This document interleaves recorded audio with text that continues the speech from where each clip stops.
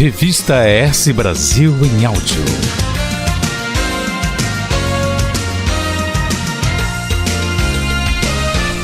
Em 2017, escândalos, denúncias e corrupção caem na rotina. Prisões de empresários e políticos, denúncias contra o presidente Michel Temer, delações premiadas e filmagem de flagrantes de políticos envolvidos em propinas foram cenas corriqueiras no ano.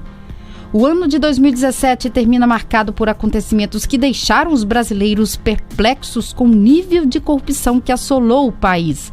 Foi um ano destacado por prisões de magnatas e políticos envolvidos em propinas e lavagem de dinheiro, como o empresário Eike Batista e os ex-governadores Sérgio Cabral e Antony Garotinho, entre tantos outros figurões. Foi também o ano em que a população assistiu ao imbróglio da maior delação premiada já feita no país, envolvendo o grupo JBS, que revelou haver pagado 500 milhões de reais em propina a políticos, incluindo o presidente Michel Temer e o senador Aécio Neves. Um vídeo flagrou o então deputado federal Rodrigo Rocha Loures, ex-assessor do presidente e agora afastado de suas funções parlamentares pelo STF, recebendo uma mala com 500 mil reais oriundos de propina. Como se não bastasse, a Polícia Federal apreendeu 51 milhões de reais em espécie em um apartamento em Salvador, Bahia, que seria utilizado por Gedel Vieira Lima, ex-ministro do governo Temer. Para o cientista político Vitor De Angelo, tantos acontecimentos envolvendo a corrupção podem trazer consequências desastrosas. A sociedade pode acabar se acostumando com a corrupção, tanto pelo nível de exposição quanto pela popularização do agente corrupto. Se todos são corruptos e se eles estão em todos os lugares, a corrupção pode deixar de ter um caráter orientador para o voto em 2018, o que seria lamentável. Se todos são corruptos, o critério pode ser o que cada um fez quando eleito ou quem pode vir a fazer mais se for eleito, diz ele. Com as delações, a Procuradoria-Geral da República apresentou 2 denúncias por crime de corrupção e organização criminosa contra o presidente Michel Temer, mas a Câmara dos Deputados rejeitou o prosseguimento da ação. Entretanto, o placar da segunda votação foi mais apertado, o que dificultou a aprovação da reforma da Previdência para este ano. A reforma trabalhista não chegou a ser prejudicada pelas denúncias e foi aprovada. As novas normas já começaram a valer. Os salvos-condutos dados pela Câmara Federal a Michel Temer já custaram ao combalido Caixa da Nação algo como 32 bilhões de reais, segundo a estimativa do jornal O Estado de São Paulo. Quantia paga tanto em liberações de verbas quanto em negociações de cargos e de benesses, muitas vezes contrárias aos interesses do país e da sociedade. No cenário global, as marcas do ano foram trágicas. Em 2017, o mundo viu com horror os vários ataques terroristas contra pedestres em Barcelona, Nice, Estocolmo, Berlim, Paris e Londres, que mataram centenas de inocentes e a diáspora gigantesca e espantosa de povos perseguidos por suas etnias ou crenças ou ainda fugindo de guerras, de grupos terroristas e de limpezas étnicas. A ONU estima que em 2016 havia no planeta 65 milhões de pessoas deslocadas de seus países e somente este ano mais de 2 milhões foram forçados a abandonar seus locais de origem. Como se fosse pouco, 2017 vem sendo marcado também por severas catástrofes naturais relativas ao clima global, como os incêndios em Portugal, nos Estados Unidos, Califórnia e no Brasil, onde enchentes completam os dramas. E pelos vários confrontos entre o presidente dos Estados Unidos, Donald Trump, e o ditador da Coreia do Norte, Kim Jong-un, em razão do avanço do programa nuclear do país asiático, tornando o cenário incerto quanto à possibilidade de uma guerra nuclear. Economia. Na economia, o Brasil atravessou o ano entre indicadores altos e baixos, mas com resultados melhores do que 2016, sinalizando que a recessão iniciada há 3 anos parece finalmente estar ficando para trás. O mercado financeiro elevou a estimativa de expansão do PIB 0,89% ante uma retração de menos 3,6% no ano passado e prevê inflação de 3,03%, segundo o relatório Focus. A projeção da Selic a 7%, menor patamar até hoje, foi confirmada pelo Copom no dia 7 de dezembro. No Espírito Santo, o PIB cresceu 1,6% no primeiro semestre de 2017. A previsão é de alta de 2,8% este ano, mesmo com o impacto da paralisação da Samarco na economia local, com retração de 5% do PIB no acumulado em 4 trimestres, até julho de 2017. Segundo o Instituto Jones dos Santos Neves. O problema com a mineradora trouxe prejuízos também ao comércio. A arrecadação de impostos com queda prevista de 70 milhões de reais no ICMS e ao mercado de trabalho. Mesmo considerando esse impacto, em 2017 até outubro, foram criados 3.170 postos de trabalho no Espírito Santo, resultado mais animador do que o de 2016, quando foram fechadas 37.966 vagas. De acordo com o presidente do movimento empresarial Espírito Santo em Ação, o economista Aridelmo Teixeira, apesar de positiva, essa tendência ocorre de forma tímida ainda e persistirá por muito tempo, inclusive em 2018. A recuperação no emprego vai continuar acompanhando a dos índices da economia em todo o Brasil, mas não será como antes. Tivemos uma recessão muito longa que gerou grande ociosidade nas indústrias que tiveram que investir em tecnologia para sobreviver. Mas quando essas empresas voltarem à plena carga, nem todas as vagas que existiam antes existirão novamente. O fator que pode ajudar a minimizar esse impacto é a reforma trabalhista, que dará mais flexibilidade ao trabalho, diz. Teixeira destaca que o Estado conseguiu se manter organizado e com credibilidade para atrair novos investimentos. Para 2018, as condições estão dadas. Devemos voltar para o azul. A receita do Estado vai crescer e abrir portas para novos investimentos, o que vai influenciar positivamente toda a cadeia produtiva. Você está ouvindo o ES Brasil em áudio. Alguns segmentos conseguiram atravessar melhor o ano, como o comércio exterior capixaba, que chegou a outubro com as exportações somando a 6,6 bilhões de dólares, alta de 26,5% sobre 2016. Nas importações, o crescimento foi de 27,30%, totalizando 3,75 bilhões de dólares. Até setembro, a indústria capixaba também alcançou taxa positiva de 3% frente a igual período do ano passado, ficando em quarto lugar no ranking da produção nacional. Mas executivos e gestores industriais consideram que o quadro ainda exige cautela, uma vez que a base de comparação, o ano de 2016, registrou queda de 18,8% para o setor. Já o volume de vendas do comércio varejista caiu 3,6% este ano, até setembro, contra igual intervalo do ano passado. Para alavancar as vendas, o grande desafio é a retomada do consumo das famílias, que ainda depende da recuperação dos empregos, segundo a FEComércio Espírito Santo. Para o presidente do Conselho Regional de Economia Corecon Espírito Santo, Victor Toscano, os indicadores positivos registrados até agora têm relação com a recuperação da confiança dos agentes econômicos. Com o avanço de algumas reformas, a estabilidade do PIB e a trajetória decrescente na taxa de desocupação, os índices de confiança dos empresários têm melhorado sistematicamente. Mas ainda falta um longo caminho para que o país alcance as condições econômicas observadas antes da crise. O ano de 2018 está rodeado de incertezas na economia e na política. Há uma série de condicionantes para a continuidade da recuperação. A retomada das atividades da Samarco no Espírito Santo, por exemplo, mas o cenário político se apresenta como uma grande incógnita e pode ter impacto positivo ou negativo sobre essa trajetória, explica.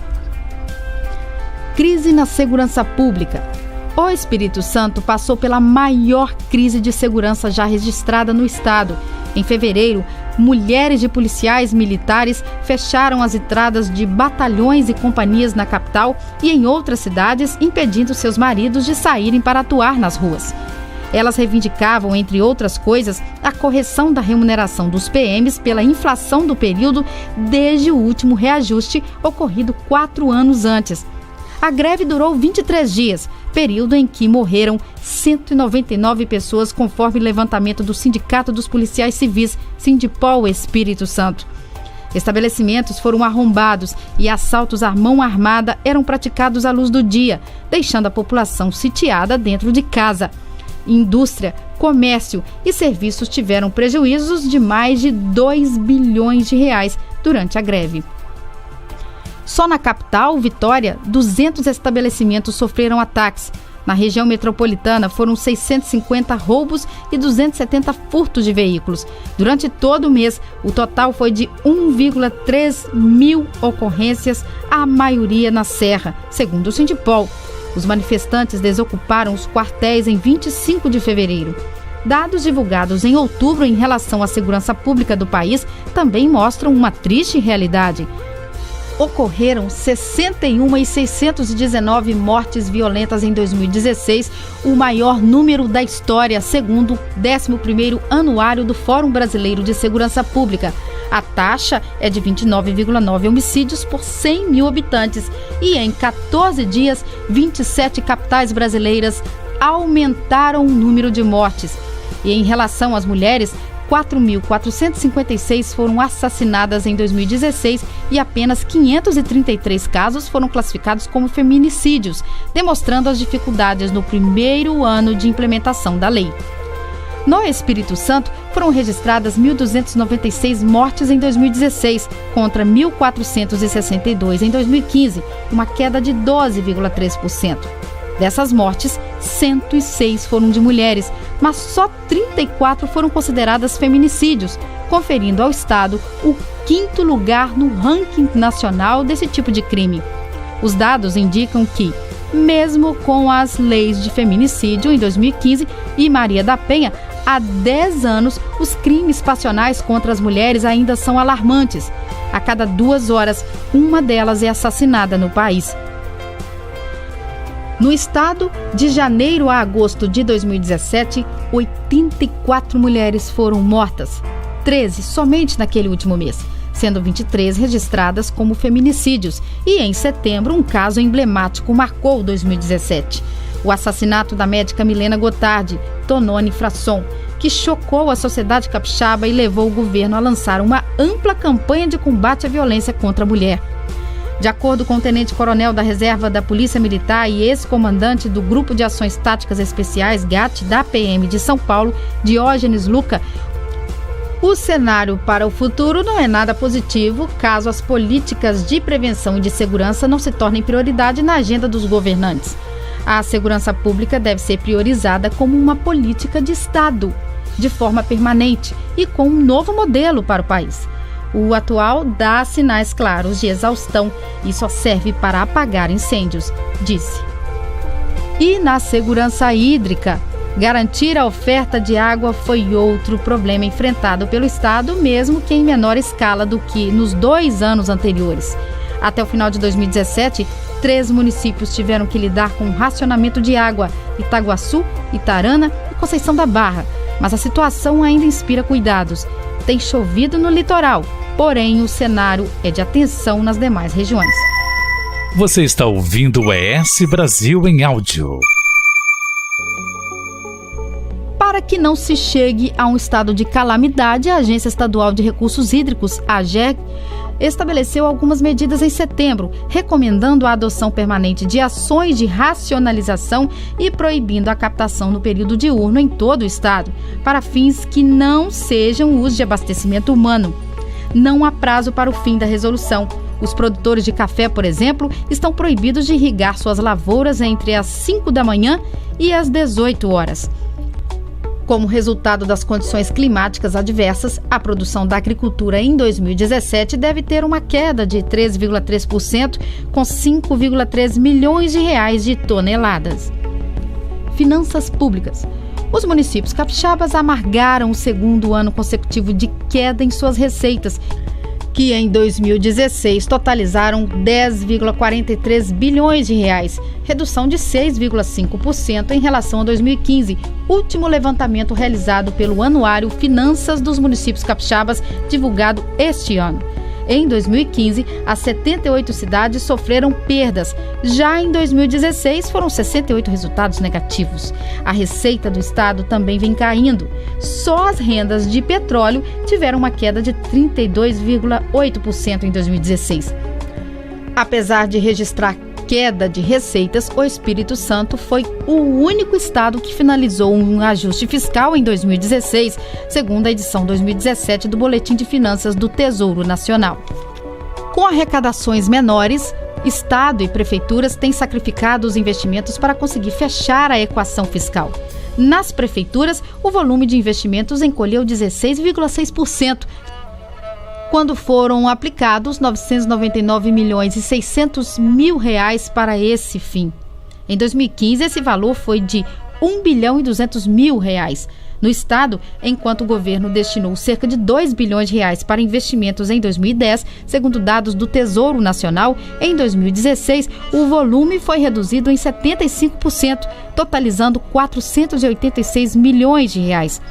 Obras como o Estádio Kleber Andrade e o Cais das Artes até hoje não foram concluídas, entre diversas outras que estão paradas. O orçamento estadual de 2017 também foi menor do que 2016. Foram destinados 16,19 bilhões de reais, cifra de 5,04% inferior ao orçamento do ano passado. As áreas de educação, saúde e segurança pública, definidas como prioritárias pelo governo, foram complementadas com as maiores fatias. A saúde recebeu 2 bilhões e 43 milhões de reais em investimentos. A educação, 2 bilhões de reais e a segurança, 1 bilhão de reais. Para 2018, a receita prevista é de 16 bilhões e 87 milhões de reais, um crescimento de 4,19% em relação ao deste ano. Combate à corrupção.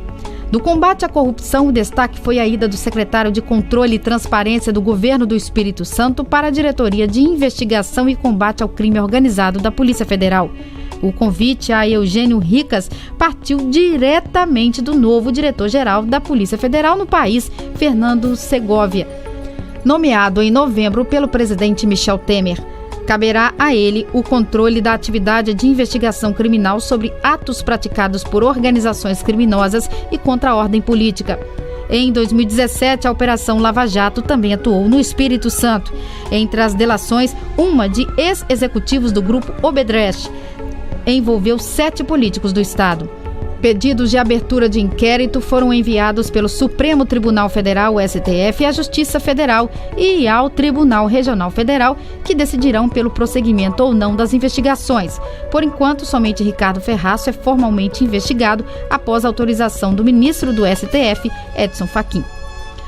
Também empresas e contribuintes do Estado estão sendo alvos da Lava Jato e um grupo de auditores da Unidade Local da Receita Federal está à frente da equipe de coordenação nacional da operação, que é direcionada a grupos econômicos de grandes empresas. Em abril, os delatores da Obedrecht, Carlos José Machado da Cunha e Paulo Sérgio Bogossia, revelaram que o consórcio responsável pela obra da sede da Petrobras em Vitória usou lobistas para conseguir aditivos milionários. Os consultores recebiam de 1 a 3% sobre o valor que conseguissem liberar para as empreiteiras via Petrobras, levando mais de 10 milhões de reais. A operação ainda está em andamento. Reverter essa e outras situações de corrupção e lavagem de dinheiro seria um ótimo começo para 2018, pois os capixabas já têm 2 exemplos de obras que se arrastaram por mais de 15 anos e que também já foram alvo de irregularidades. O aeroporto de Vitória, que será entregue no início de 2018, e o Porto de Vitória, cujas obras foram oficialmente concluídas em outubro após a dragagem de quase 2 milhões de metros cúbicos e derrocagem de mais de 110 metros cúbicos de pedras. Revista ES Brasil em áudio. Um conteúdo Next Editorial.